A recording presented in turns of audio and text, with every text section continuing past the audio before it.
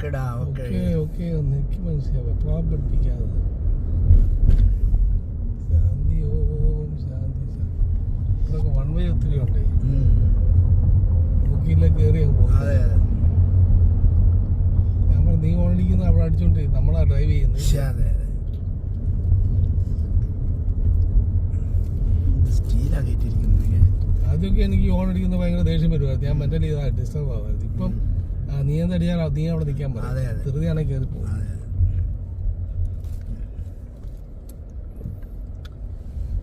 ഇതിന് മുകളിൽ കാർ ലൈനാണോ? ഇത് റെയിൽവേ ലൈനാ. പിന്നെ നമ്മൾ വന്ന വഴി തന്നെ ആ ലേക്കിന്റെ അടിയിൽ കൂടെ ഒരു വെക്ക ഡ്രൈവ് എന്നും പറഞ്ഞുണ്ടല്ലോ, മേളിൽ കൂടെ താഴെ കൂടെ 3 ലെവലിൽ റോഡുണ്ട്. ഇത് റെയിൽവേ ലൈനാ. റെയിൽവേ ലൈൻ എന്നാ സ്റ്റീലാ കൊടുത്തിരിക്കുന്നത്. ഞാൻ കാണുമ്പോ ഇത് ചിലപ്പോ എത്ര നട്ടും പോട്ട് ഇതെല്ലാം ഉണ്ടേ. അതെ ഇതൊക്കെ ഇൻസ്റ്റാൾ ചെയ്ത സമയത്ത് ഓക്കെ താങ്ക് യു. നിങ്ങൾ ബോൾട്ട് നോക്കാൻ പോയതാ? അതെ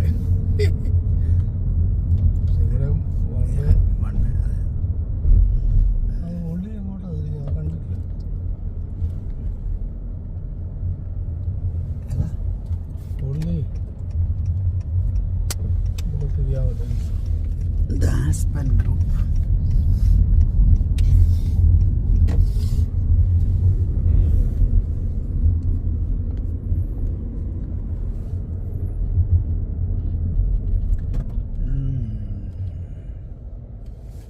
Take care. Oh, ഇവിടെ ഡ്രൈവ് ചെയ്തപ്പോ ഈ നമ്മൾ ഇച്ചിരി മുന്നോട്ട് വന്നത് നിന്ന് പോയി.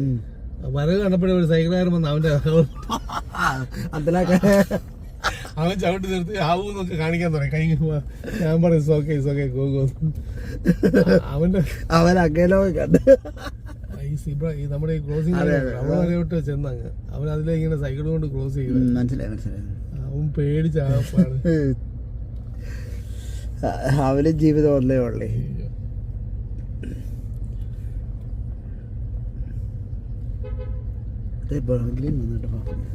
Ready thank you. പഴയ സൈക്കിളുകാരൻ്റെ ഓർത്തൊക്കെ ഈ നട്ടുച്ചയ്ക്ക് ഒരു ഡോഗിനെ കൊണ്ട് പോകുന്നുണ്ടോ? ഇല്ലല്ലേ.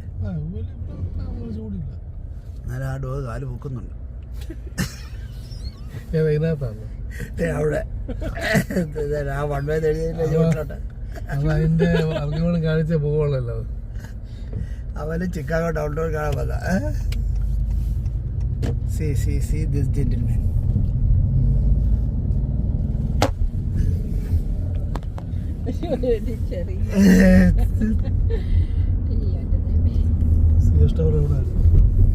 CS Tower ബാക്കില് ഉണ്ട്.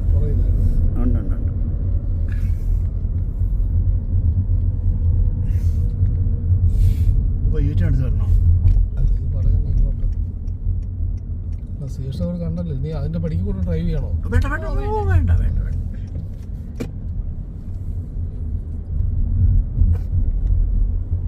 ഇതിന്റെ ഒരു ഹോൾഡറേ എന്റെ കൈയാ. എനിക്കിതാ ഞാൻ പലതും നോക്കിയിട്ടുണ്ടോ. സ്ട്രോക്ക് കൂടെ വന്നു കഴിഞ്ഞപ്പം പിള്ളേർ അന്നേരം വാങ്ങിച്ചു വന്നു. പക്ഷെ അത് വെച്ച് കഴിഞ്ഞാൽ അതല്ലേ ഹോൾഡ് ചെയ്യുന്ന ഒരു ഇത് വെച്ച് കഴിഞ്ഞാൽ എനിക്ക് കുഴപ്പമില്ല. ഞാൻ എപ്പോഴും അങ്ങോട്ട് ഞാൻ നോക്കാനും ഇതാകുമ്പോ എനിക്ക് ഡ്രൈവ് ചെയ്ത് നോക്കാനും. ഞാൻ ഇവിടെ വെച്ച് നോക്കി. പക്ഷെ ചില സിറ്റികൾ ഹാൻഡ് ഫ്രീ ആണ്. Atlanta, Georgia. ഞങ്ങൾ ഈ കോൺഫറൻസ് ചെയ്തപ്പോൾ അവിടെ ഹാൻഡ്സ് ഫ്രീ ആണ്. അവിടെ മൊബൈലിൽ ഒന്നും കൈവെക്കാം. ഹാൻഡ്സ് ഫ്രീ ആയിരിക്കും.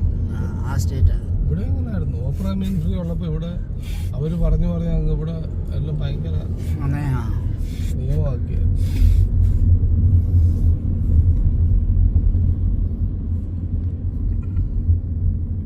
ഇപ്പോഴും പോലീസ് നമ്മളെ നിർത്തുമ്പോൾ ഇങ്ങനെ പിടിച്ച് കണ്ടു കഴിഞ്ഞ് നിർത്തി കഴിഞ്ഞാൽ ടിക്കറ്റ് കിട്ടും.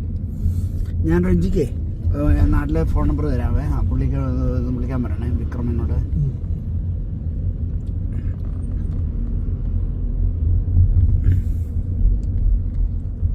ഇച്ചിരി ബിസി. ഇപ്പം അതിന് 12-ാം തീയതി 15-ാം തീയതി വരെ ബിസിയാണ്. പക്ഷെ ഞങ്ങൾ 19-നാണ് പോകുന്നത്. അപ്പോൾ പുള്ളിക്ക് ഒരു 12-ന്റെ ഡേറ്റ് കൊടുത്തു കേട്ടോ.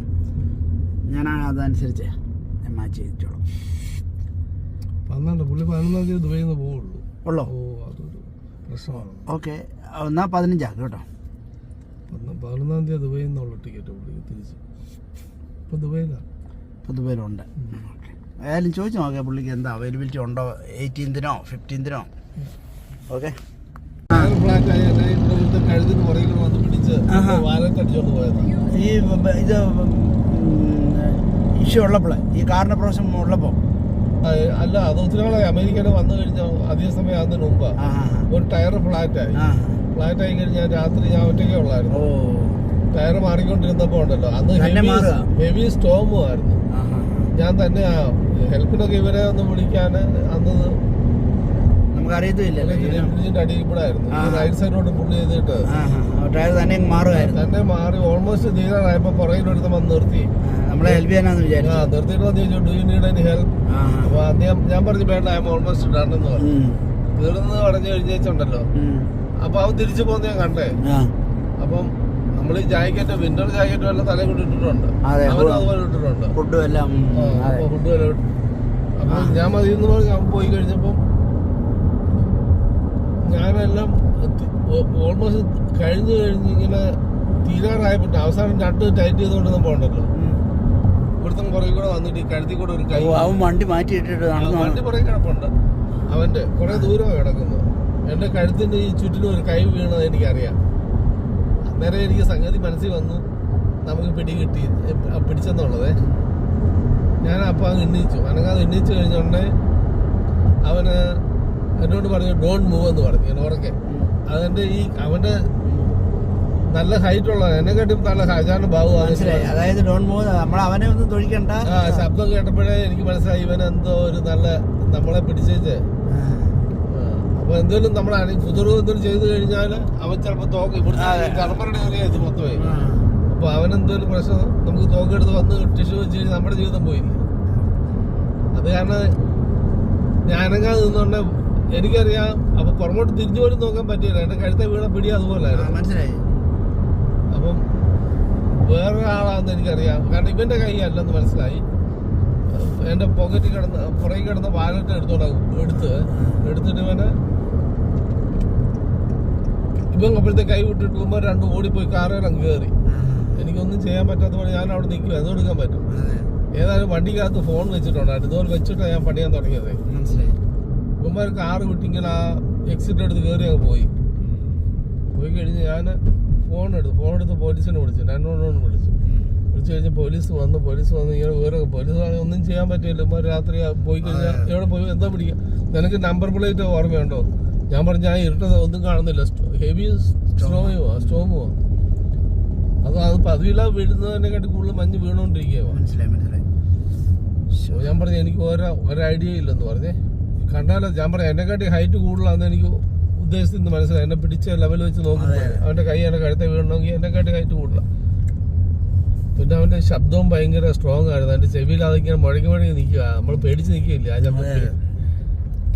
അപ്പൊ അത്രയൊക്കെ എനിക്ക് ഉള്ളെന്ന് പറഞ്ഞു. ഞാൻ അവന്റെ മുഖം കണ്ടില്ല, വണ്ടിയുടെ നമ്പർ അറിയത്തില്ല, ഒന്നും അറിയത്തില്ല. പോലീസ് പറഞ്ഞു ഒരു രക്ഷയില്ല, ഞാൻ എന്താ ചെയ്യാൻ പറ്റും? അതെല്ലാം റിപ്പോർട്ട് ചെയ്യാം. കേസ് പുള്ളി ഇത് FIR എഴുതി.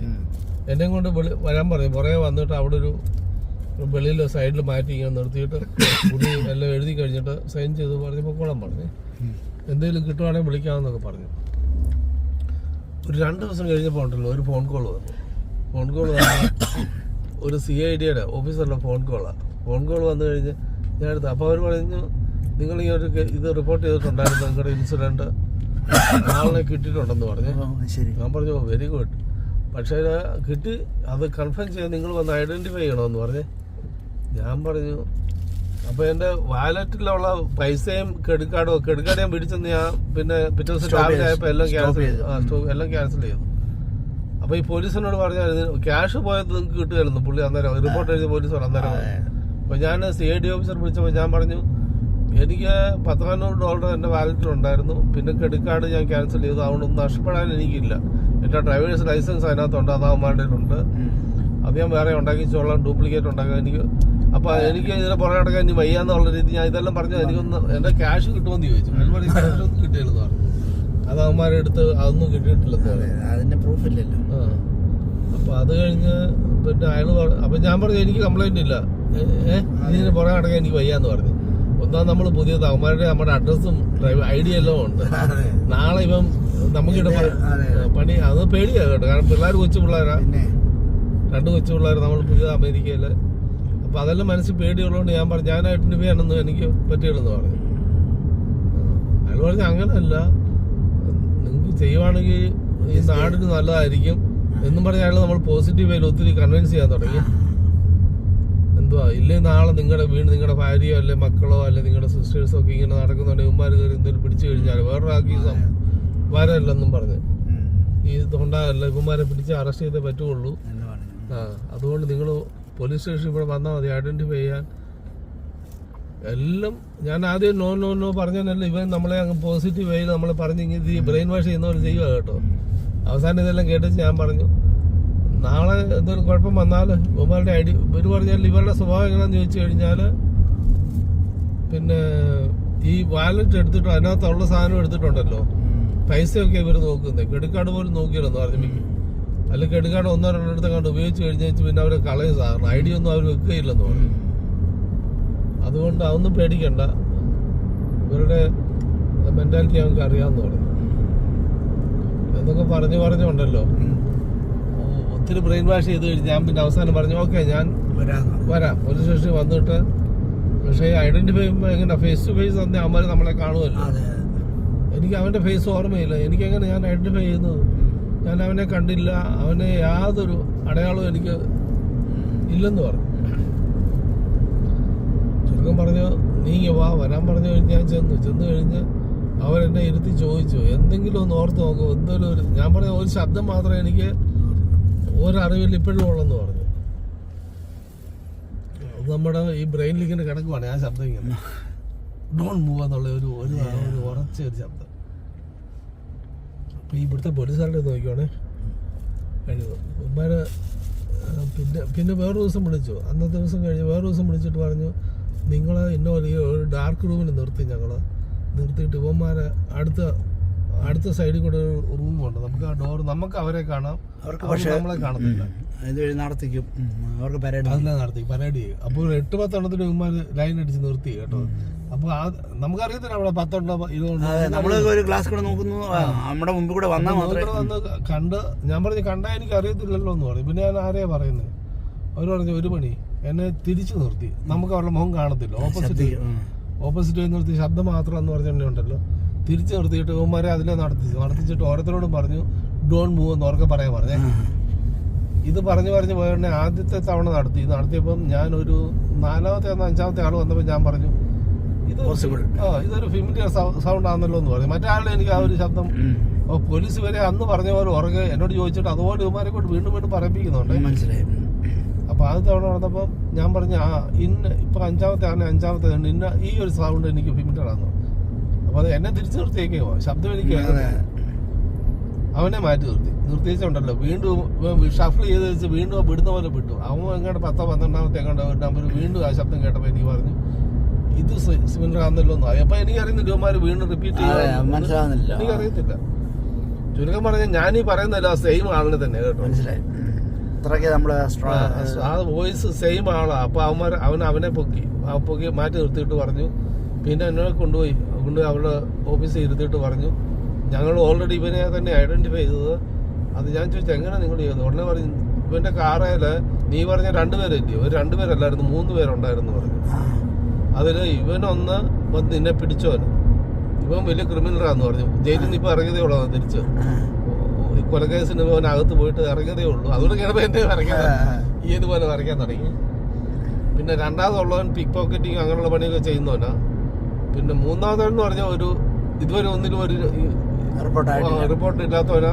അവൻ കാറിൽ അകത്തിരുന്ന ഈ 2ാമത്തവനെ അപ്പൊ വന്നിപ്പോ ബാലറ്റ് എടുത്തോണ്ട് പോയെന്ന്.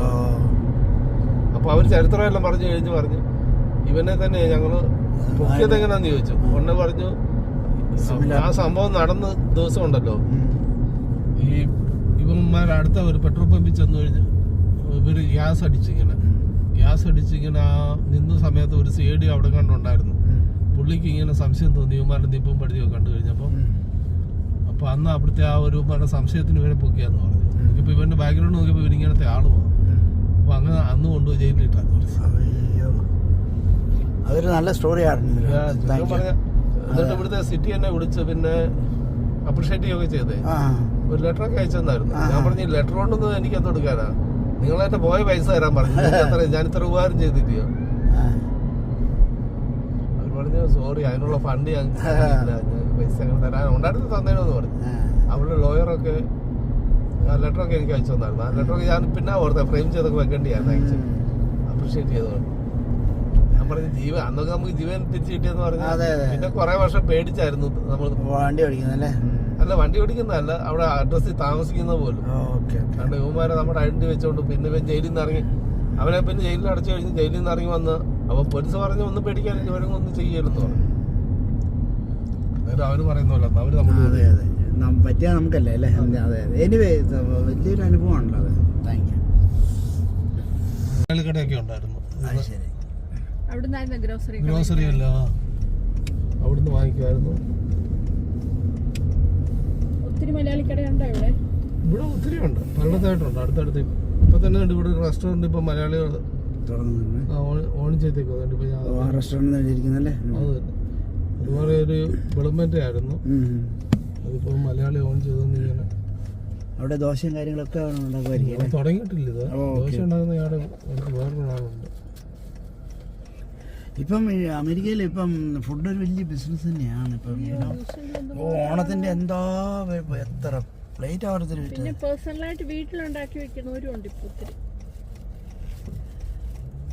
എല്ലാം യങ്സ്റ്റേഴ്സ് വന്നവരെ ആണുങ്ങളൊക്കെ ഗ്രൂപ്പ് ചെയ്ത് ഇപ്പൊ ലേഡീസിന് ഹോസ്പിറ്റലൊക്കെ ജോലി കാണുമായിരിക്കും വെച്ചു. എല്ലാം വീട്ടിൽ അണത്തില്ലല്ലോ, അണത്തി കുടിയൊന്നും ഇല്ല. അതെ അതെ. ഇവിടെ മറ്റേ വീട് ഞങ്ങൾ വിറ്റിട്ട് പോകുമ്പോ ഈ വീട് നോക്കിയായിരുന്നു വാങ്ങിക്കാം. ഈ കോർണറിലെ ഭയങ്കര വിലയായിരുന്നു. അത് നല്ലൊരു വീട്, ഭയങ്കര വിലയാ അത്. ഇവിടുത്തെ ഈ പഴയ വീടുകളുണ്ട്, ഇതൊക്കെ ആദ്യത്തെ പഴയ വീടുകളാണ്. ഇങ്ങനത്തെ വീട് ഞങ്ങളുടെ ഇങ്ങനത്തെ ഒരു വീടായിരുന്നു ഇവിടെ താമസിച്ചിട്ടുണ്ട്, പഴയ പഴക്കമുള്ള. ഇവിടെ 50-60 വർഷം പഴക്കമുള്ള. അത് ലോട്ട് ഒത്തിരി വലുതാ. അപ്പൊ ഇങ്ങനത്തെ പഴയത് വാങ്ങിച്ചിട്ട് 10-300 ഈ വീട് കിട്ടുക. അത് വാങ്ങിച്ചിട്ടുണ്ടല്ലോ, പുതിയ ഒരെണ്ണം വേറെ ഇപ്പൊ കണ്ടവരെണ്ണം പണിയിപ്പിക്കുമ്പോഴത്തേക്ക് ഇവിടെ അങ്ങ് ഭയങ്കര. പിന്നെ 10-600-650 കാരണം കോർണർ പ്ലോട്ടൊക്കെ ഇങ്ങനെ പണിയിപ്പിക്കും. ഇതൊരു മലയാളി, ഇവിടെ ഒത്തിരി മലയാളം ഉണ്ടോ ഞങ്ങളുടെ അടുത്ത് തന്നെ. ഇതല്ലേ ഹലോവിന്റെ എല്ലാം ഡെക്കറേഷൻ.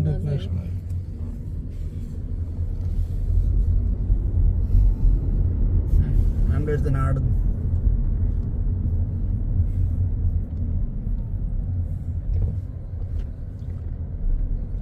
Suburbs of. ഇതാ ആദ്യത്തെ ഒരു വീട് പണിഞ്ഞ ഇങ്ങനത്തെ വലിയ വീട് പണിത്. ഇവിടെ ഇങ്ങനത്തെ ചെറിയ വീടുകളിൽ നിന്ന് വലിയൊരെണ്ണം പണിഞ്ഞത്. അതുകൊണ്ട് വണ്ടി കിടക്കുന്ന മലയാളികളാണ്. ശരി. അതിന്റെ അപ്പുറത്തെ അവിടെ ഒരു അമ്മുക്കുട്ടാമ്മയുടെ ഒരു ബന്ധത്തിൽ ഒരാളുടെ മോളെ കല്യാണം കഴിച്ചിരുന്ന അവിടുത്തെ ഇതായിരുന്നു ഞങ്ങളുടെ വീട്. ഇത് മലയാളിയാ, ഇപ്പുറത്തെ മലയാളിയാ. ഇത് ഞങ്ങളുടെ വീട്, അപ്പുറത്തെ മലയാളിയായിരുന്നു. ഞങ്ങൾ ഈ വീട് വാങ്ങിക്കുമ്പോൾ അപ്പുറത്തെ മലയാളിയായിരുന്നു. ഇപ്പൊ മുന്നിൽ ഇവിടെ എല്ലാം മലയാളിയായി. ഇതിപ്പോ വാടക ഇറങ്ങിട്ട് കൊടുത്തിരിക്കാനോ ഇതോ? അല്ല, ഇതിപ്പോ വിറ്റ് ഞങ്ങൾ ഇത് വിറ്റിട്ട് അവിടെ ആവശ്യമില്ല അത് വാങ്ങിച്ചു. ഇപ്പം കയറുന്നതിന് പഴയ എത്ര വർഷം താമസിച്ചു ഇവിടെ? 22 വർഷം. ഇത് സാറ് മേടിച്ചായിരുന്നു അതോ റിച്ച് മേടിച്ചാണോ? 22 വർഷം മുമ്പേ. ഓക്കെ. ഞങ്ങൾ അമേരിക്ക വന്നപ്പോൾ ഞങ്ങൾ താമസിച്ചു. ഞങ്ങൾ ഒന്നിച്ച് ഒരു വീട്ടിൽ വേറെ സ്ഥലമായിരുന്നു. ഇപ്പോൾ മലയാളി ഇവിടെ എപ്പോഴും ഉണ്ടോ? ഇത് മലയാളി അപ്പുറത്തെ മലയാളി അപ്പുറത്തെ അവര് ഫ്ലോറിഡാക്കി പോയി. Okay okay. ഇവരിപ്പോഴും ഉണ്ട്. ഏത് പള്ളിക്കാരാ അവരെ? ഒരു ബ്രദറോ? ഓക്കെ. ഇന്നത്തെ വിനോദത്തിന് മലയാളികൾ തന്നെ ഉണ്ട് ഇവിടെ എല്ലാം.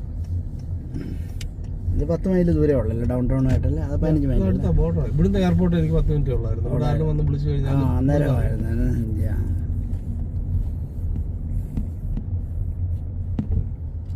ഈ ലൈനിൽ തന്നെ 3-4 മലയാളികൾ ഉണ്ട്. എല്ലാ സ്ട്രീറ്റിലും ഇവിടെ മലയാളികളുണ്ട്. വേറെ നോർത്ത് ഇന്ത്യൻസ് അല്ലെങ്കിൽ തമിഴ്സ് ഒക്കെ ഉണ്ടാവും അല്ലേ? ചെറുതായി late to rest this year. വിശക്കുന്നോ?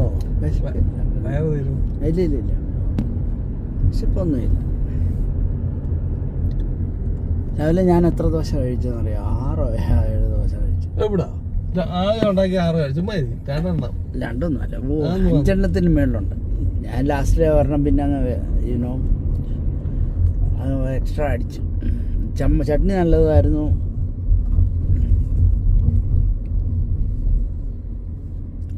ഇങ്ങോട്ട് ഇറങ്ങിയാൽ മതി ആ റെസ്റ്റോറൻറ്റിലൊക്കെ അല്ലേ. താമസിക്കുന്ന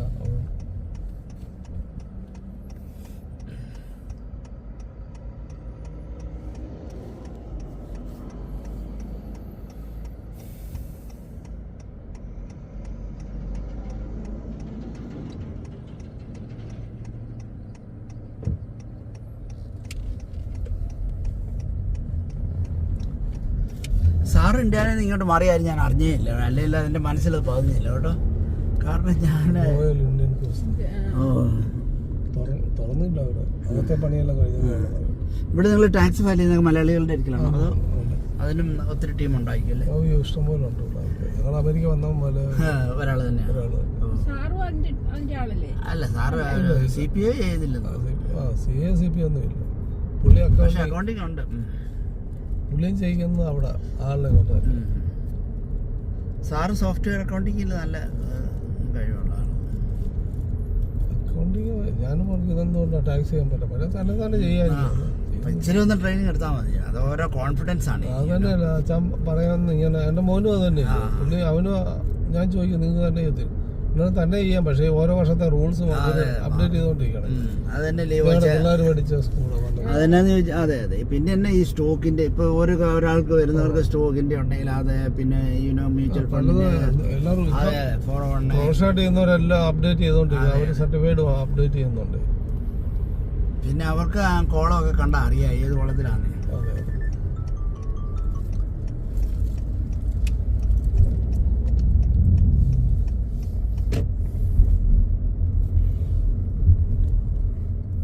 സാറിന്റെ കൂടെ സാറും അമ്മാമി മാത്രമേ ഉള്ളൂ? അത് മക്കളും ഡോളി എവിടെ?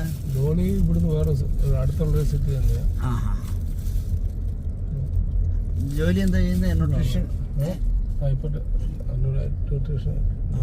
ഇവിടെയാണോ സാർ താമസിക്കുന്നത്? അപ്പാർട്ട്മെന്റ് പോലെയാണോ അതോ ടൗൺ ഹൗസ്? ഓക്കെ. സാർ കാണുമോ? അമ്മാമിയാണോ പുറത്തിരിക്കുന്നത്? ഇല്ല ആരും ഇല്ല. അതൊരു പാസ്റ്ററുടെ വീടാണ്. സാറിന്റെ ഏതാ നമ്പർ? 948. സാറുണ്ടായ വണ്ടി കണ്ടല്ലേ? സാറേ ഞങ്ങൾ ഇവിടെ വരെ വന്നായിരുന്നു കേട്ടോ. Will see you next time. 946 ഭോപ്പാലുണ്ടായിരുന്ന വർഗീസ് മേരി എന്ന് പറയാം. ഓ ശരി. ഭോപ്പാലുകാർ തമ്മിലാണ് ഫ്ലോറിഡയ്ക്ക് പോവാന്ന് പറഞ്ഞപ്പോ അവര് വിറ്റു. ഓക്കെ. ഇതാച്ചാ വാങ്ങിച്ച റെന്റിന് കൊടുത്തേക്കുമായിരുന്നു. 2 bedroom ആണോ? Investment property. അത് 3 bedroom വേണം. പിന്നെ ബേസ്മെന്റും എല്ലാം ഉണ്ട്. ഇതിന് മെയിൻ്റെനൻസ് ഒക്കെ ചെയ്യാൻ വേറെ ആൾക്കാരുണ്ടോ? ബിൽഡേഴ്സ് ഉണ്ടോ? ബിൽഡിംഗ് ആയിട്ടുണ്ടോ? അതോ ഇവിടെ അടുത്ത് തന്നെ അല്ലാതെ ഹാൻഡിമാൻമാര് നമ്മൾ തന്നെ വിളിച്ച് ചെയ്യണം?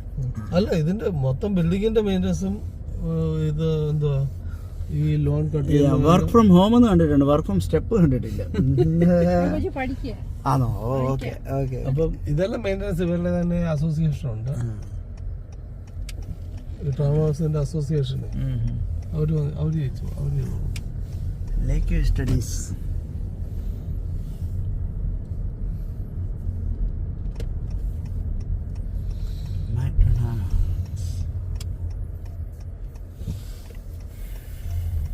Thank you.